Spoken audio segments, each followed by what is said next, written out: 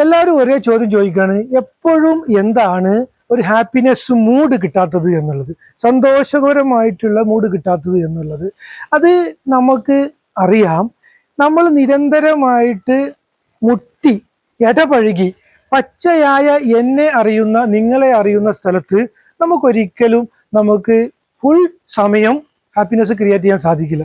കാരണം അവിടെ നമുക്കറിയാം പല ഇമോഷൻസും അവിടെ കയറി ഇറങ്ങും. അവിടെ ഭയത്തിൻ്റെയും അവിടെ ദേഷ്യത്തിൻ്റെയും സങ്കടത്തിൻ്റെയും വെറുപ്പിൻ്റെയും എല്ലാതും കയറി ഇറങ്ങുന്നത് കൊണ്ട് തന്നെ നമ്മളെ ഉള്ളിനകത്ത് ഇതൊക്കെ മാറ്റി മറിയുമ്പോൾ അത് നമ്മളുടെ വീടിൻ്റെ ഓരോ ഏരിയകളും നമ്മൾ സഞ്ചരിക്കുന്ന ഓരോ സറൗണ്ടിങ്ങിലും ഈ നെഗറ്റീവ് എനർജി അവിടെ തളം കെട്ടി നിൽക്കും.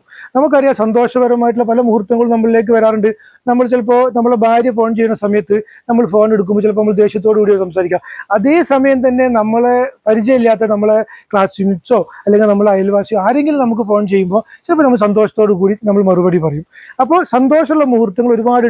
കല്യാണത്തിനുകൾക്ക് പോകുമ്പോൾ, അതേപോലെ യാത്രകൾ പോകുമ്പോൾ, ഒരു ഉദ്ഘാടന ഫംഗ്ഷൻ സെറ്റ് ചെയ്യുമ്പോൾ ഇവിടെയൊക്കെ നമുക്ക് സന്തോഷം ഉണ്ടാവുന്നുണ്ട്. അപ്പോൾ നെഗറ്റീവ് സറൗണ്ടുകളിൽ സ്വാഭാവികമായിട്ടും ആ സറൗണ്ട് നെഗറ്റീവ് ആണെന്ന് മനസ്സിലാക്കി അവിടെ നമ്മൾ എന്ത് ചെയ്യുക, വീണ്ടും പോസിറ്റീവ് ആയിട്ടുള്ള പ്രവർത്തനങ്ങൾ ചെയ്യുക. അല്ലെങ്കിൽ ഒറ്റയ്ക്ക് തന്നെ നമ്മൾ ഹാപ്പിനെസ് ബിൽഡ് ചെയ്ത് അവിടെ നമ്മൾ ഹാപ്പിനെസ്സിൻ്റെ എനർജിയെ നമ്മൾ എന്ത് ചെയ്യുക, കൊടുക്കുക. ഇങ്ങനെ കൊടുത്തു കഴിഞ്ഞാൽ തീർച്ചയായും നമുക്ക് നല്ലൊരു പെർഫോമൻസിലേക്ക് പോകാൻ പറ്റും.